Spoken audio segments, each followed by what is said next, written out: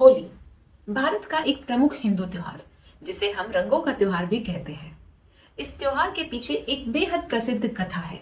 ये कथा है असुर राजा हिरण्यकश्यप और उनके पुत्र प्रहलाद की। राजा हिरण्यकश्यप को एक वरदान प्राप्त था कि उनकी मृत्यु न तो कोई मनुष्य कर सकता है और ना ही कोई जानवर। अपने इस वरदान का दुरुपयोग करते हुए राजा ने अपनी प्रजा के बीच में दहशत फैला रखी थी। यहाँ तक कि उनकी प्रजा को किसी भी भगवान को पूजने की अनुमति नहीं थी, बल्कि केवल और केवल राजा को भगवान की तरह पूजने का आदेश था। लेकिन राजा का खुद का बेटा प्रहलाद भगवान विष्णु का बहुत बड़ा भक्त था और ये बात राजा को जरा भी पसंद नहीं थी, जिसके चलते राजा ने अपने ही बेटे की मृत्यु की कई योजनाएं बनाई, लेकिन वे असफल रहे।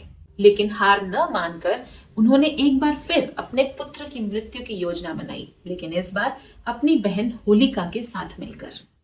होलिका को अग्नि रक्षा का वरदान प्राप्त था, यानी अग्नि से होलिका सुरक्षित थी। योजना के अनुसार होलिका प्रहलाद को लेकर अग्नि को समर्पित हो गई।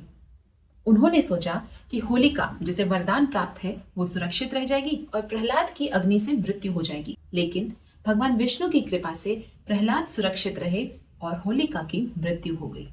इसके साथ साथ असुरता का विनाश करने यानी हिरण्यकश्यप की मृत्यु करने भगवान विष्णु खुद नरसिम्हा रूप धारण करके प्रकट होते हैं, यानी आधे नर और आधे सिंह। और वरदान के अनुसार राजा की मृत्यु न तो मनुष्य कर सकता है और ना ही जानवर।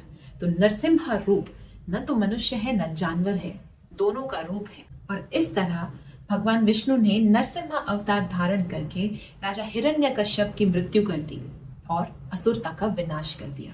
और इसी कारण से हम होली के त्योहार पे बुराई पर अच्छाई की जीत का जश्न मनाते हैं, रंगों के साथ और मिठाइयों के साथ। इंडिया कनेक्टेड की तरफ से आपके पूरे परिवार को होली की ढेर सारी शुभकामनाएं। Stay connected to India connected.